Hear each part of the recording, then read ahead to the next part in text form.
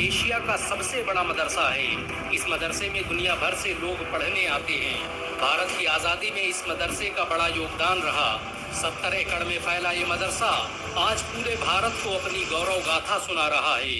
ये भारत का एकमात्र मदरसा है जहां पर हेलीपैड की सुविधा उपलब्ध है। दारुल उलूम देवबंद ने भारत को सबसे बड़े वैज्ञानिक और राजनेता दिए। 20वीं सदी के अधिकतर राजनेता दारुल उलूम देवबंद की विचारधारा से प्रभावित थे। All India Muslim personal law board के पहले जनरल सेक्रेटरी मिन्नतुल्लाह रहमानी दारुल उलूम देवबंद के ही छात्र थे। देश के पहले गृह मंत्री मौलाना उबैदुल्ला सिंधी ने दारुल उलूम देवबंद से ही शिक्षा हासिल की थी। दारुल उलूम देवबंद के संस्थापकों ने ही 1857 में अंग्रेजों के खिलाफ शामली में जंग लड़ी। इस युद्ध की अगुवाई मशहूर क्रांतिकारी इमदादुल्लाह मुहाजिर मक्की कर रहे थे। अंग्रेजों के खिलाफ फतवा देने वाले मौलाना अशरफ अली थानवी दारुल उलूम देवबंद के ही छात्र थे। दारुल उलूम देवबंद की स्थापना मौलाना कासिम नानोतवी ने 30 मई 1866 को देवबंद में की थी। देवबंद की एक छोटी सी मस्जिद से शुरू हुआ ये मदरसा आज एशिया का सबसे बड़ा मदरसा बन चुका है।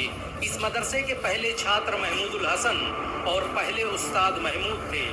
दारुल उलूम देवबंद भारत का पहला मदरसा है जिसने डिग्री देने की परंपरा की शुरुआत की। 1875 में एक सम्मेलन में छात्रों को सबसे पहले डिग्रियां दी गईं, जिसके बाद ये परंपरा पूरे भारत में फैल गई। सन 1875 में ही इस मदरसे की पहली बिल्डिंग की बुनियाद रखी गई। दारुल उलूम देवबंद आज भारत ही नहीं एशिया का सबसे बड़ा मदरसा है। इस मदरसे ने उस वक्त हजारों मुफस्सिर, मुहद्दिस, मुफ्ती और आलिम पैदा किए जिस वक्त भारत में मुसलमानों को चुन-चुन मारा जा रहा था। इस मदरसे ने कुछ ही सालों में इतने क्रांतिकारी पैदा कर दिए कि 1875 में अंग्रेज गवर्नर सर जॉन स्ट्रेची ने इस मदरसे की जांच के आदेश दे दिए। अंग्रेजों को डर था कि कहीं इस मदरसे की वजह से उनकी सल्तनत खतरे में न पड़ जाए। इस मदरसे की अहमियत का अंदाजा इस बात से लगाया जा सकता है कि अंग्रेजी खुफिया विभाग द्वारा दारुल उलूम देवबंद को भारत के सबसे बेहतरीन स्कूल होने का अवार्ड दिया गया। अंग्रेज अधिकारी सर जॉन पोमर ने तो यहाँ तक कह दिया कि इतना बेहतरीन स्कूल तो उसने इंग्लैंड में भी नहीं देखा। इस मदरसे के पहले छात्र रहे शेखुल हिंद मौलाना महमूदुल हसन ने ही जमियतुल अंसार नाम का आंदोलन चलाया, जिसने भारत की आज़ादी में क्रांतिकारी भूमिका निभाई। रेशमी रुमाल आंदोलन की शुरुआत करने वाले मौलाना उबैदुल्ला सिंधी दारुल उलूम देवबंद के ही छात्र थे। उन्होंने सुभाष चंद्र बोस के साथ मिलकर भारत की पहली अस्थायी सरकार की स्थापना की थी। वो आजाद हिंद सरकार में भारत के पहले गृह मंत्री भी थे। बहुत कम लोग जानते हैं कि रोलेट एक्ट कमीशन ने दारुल उलूम देवबंद को भारत का सबसे खतरनाक मदरसा बताया। उसने लिखा कि अगर इसे बंद नहीं किया गया तो भारत अंग्रेजों के हाथ से निकल जाएगा। भारत के सबसे बड़े मुस्लिम संगठन जमीयत उलमा हिंद की स्थापना दारुल उलूम देवबंद द्वारा ही की गई। दारुल उलूम देवबंद में पढ़ने वाले मुफ्ती किफायतुल्लाह जमीयत उलमा हिंद के पहले अध्यक्ष थे। बहुत कम लोग जानते हैं कि मौलाना कासिम नानोतवी ने दारुल उलूम देवबंद की स्थापना अंग्रेजों को भारत से निकालने के लिए की थी। इस मदरसे का मकसद देश में ऐसे नौजवानों को पैदा करना था जो भारत की आज़ादी में योगदान दे सके।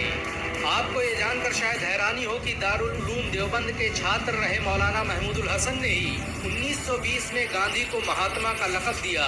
उनका ये नाम इतना मशहूर हुआ कि गांधी पूरी दुनिया में महात्मा गांधी के नाम से पुकारे जाने लगे। महमूदुल हसन ने ही हकीम अजमल खान के साथ मिलकर 1920 में जामिया मिलिया इस्लामिया यूनिवर्सिटी की स्थापना की थी ताकि भारतीय शिक्षा तंत्र को अंग्रेजों के चंगुल से आज़ाद करवाया जा सके। आपको ये जानकर शायद हैरानी हो कि दारुल उलूम देवबंद में दुनिया के सबसे बड़े इस्लामिक एंट्रेंस एग्जाम का आयोजन किया जाता है। इस एग्जाम में हर साल 20,000 से अधिक छात्र शामिल होते हैं। दारुल उलूम देवबंद में हजारों लोग रहकर शिक्षा हासिल करते हैं। इस मदरसे में हर साल करोड़ों रुपये खर्च होते हैं और इसका पूरा खर्च मुसलमान उठाते हैं। दारुल उलूम देवबंद ने भारत में इस्लाम को फैलाने में बड़ा बुनियादी किरदार अदा किया। इस मदरसे ने दुनिया में सबसे ज्यादा आलिम और शिक्षाविद पैदा किए। तबलीगी जमात की स्थापना करने वाले मौलाना इलियास दारुल उलूम देवबंद के ही छात्र थे। देवबंद की कोख से जन्मी तबलीगी जमात आज दुनिया का सबसे बड़ा धार्मिक संगठन बन चुकी है। इसमें जुड़ने वालों की संख्या 20 करोड़ से अधिक है। अमेरिका से लेकर रूस, जापान, इंडोनेशिया और फ्रांस के हर शहर में इसकी शाखाएं फैली हुई हैं। दुनिया के 150 से अधिक देशों में तबलीगी जमात के लोग मौजूद हैं। दारुल-उलूम देवबंद भारत का पहला स्कूल था जिसने अंग्रेजों के खिलाफ अंतर्राष्ट्रीय स्तर पर आवाज उठाई।